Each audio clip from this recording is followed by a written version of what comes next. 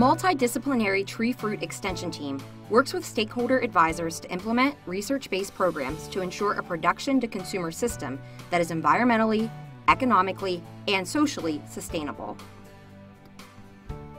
Tree fruit extension programs are conducted across 9 regions of the state, and the Penn State Fruit Research and Extension Center is located in the center of the Commonwealth's fruit belt in Adams County, PA. The Extension Tree Fruit team focuses on 3 priorities identified by producers: advanced integrated pest and cultural management, intensive orchard systems and innovative technologies, and support for next-generation young, new, and minority growers.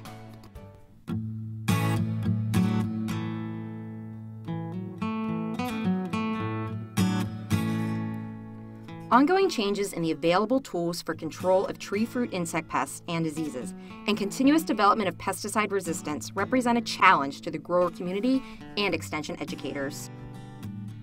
Also, continuous pressure presented by invasive insects such as the brown marmorated stink bug and spotted wing fruit fly and diseases such as fire blight require development of new and effective management strategies.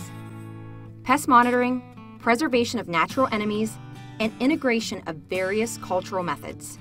For example, disease-resistant cultivars and canopy management lead to minimized use of conventional pesticides, improved environmental stewardship, and healthier products. Nutrient management is another important area of our integrated pest and cultural management research and extension outreach, with optimum calcium levels in fruit being essential to crop quality and the prevention of disorders such as bitter pit.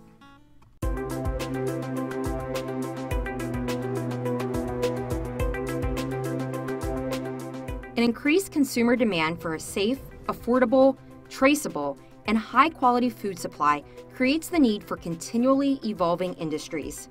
Global competition, shortages of available labor, and the need to minimize the environmental footprint represent key challenges for tree fruit production sustainability. Our tree fruit research and extension team is focused on increasing labor efficiency and grower profitability through outreach on efficient orchard production systems, coupled with agricultural innovations with regards to new technologies and new practices. High-density intensive orchards, such as the one you see behind me, are more biologically efficient because they come into production sooner.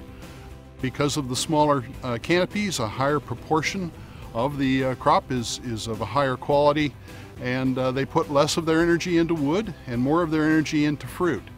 Pilot orchards planted by commercial growers serve as field laboratories for studying new system designs for optimizing plant physiology and increasing compatibility with new technologies. The plots also provide field classrooms on innovative management practices for the industry at large. Simply doing more with less is kind of a catchphrase that I think encapsulates fruit growers today. Certainly true in Pennsylvania. One of the things that we have done to change and evolve over time is change the orchard systems and the planting systems that we use. In order to make that happen, we have been very appreciative of having the opportunity to work with Penn State Extension. Specifically, in the past 5 years, they have really come on board, at least in relationship with us, to come onto our farm and make possible some grants and some plantings that help us to understand and learn about tree physiology in a way different than what we had been able to see in the past. Examples of innovative technologies being researched by multidisciplinary and multi-state teams include simplified pruning rules and the potential to eventually automate pruning, assisted harvest, targeted spray applications, and exclusion netting, a joint entomology, plant pathology, horticulture project. This is an interdisciplinary project between horticulture, plant pathology, and entomology. We've erected a scaffolding and put some netting on top, and this is insect exclusion netting. It's also hail netting. We're interested in looking at the effects in the orchard from this netting and comparing netted orchards to unnetted orchards.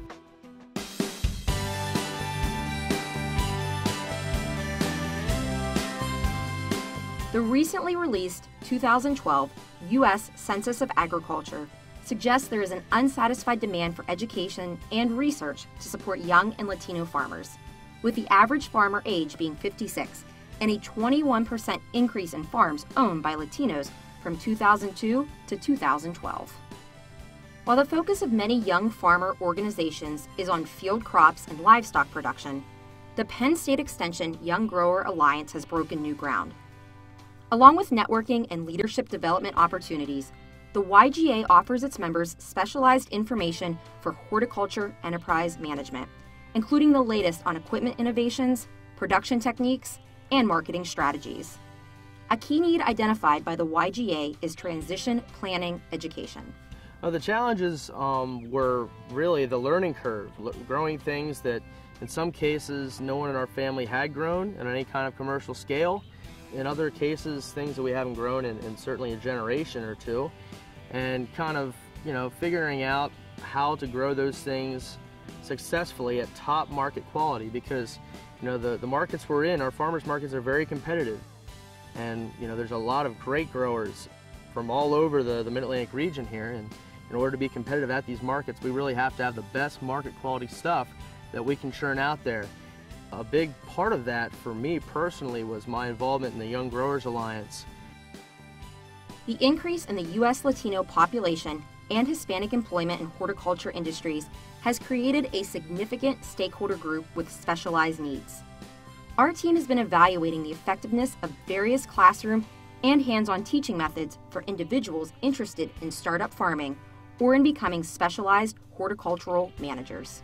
En la que el ambiente es de color negro y el árbol en sí representa una imagen de color blanco. Se suman todas.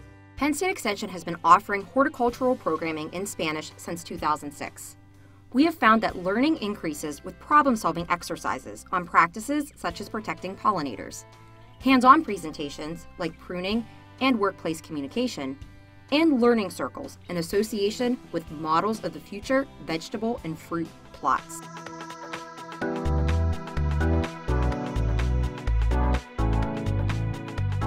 Penn State Extension is constantly challenged to document the economic impact of both its applied research and outreach programs. Surveys of the tree fruit industry have indicated increased precision management accomplished with 80% of new orchards now planted on dwarfing rootstocks. Also, improved crop load management using modeling and labor-saving technologies, and improved management of fire blight due to monitoring and precision application timing.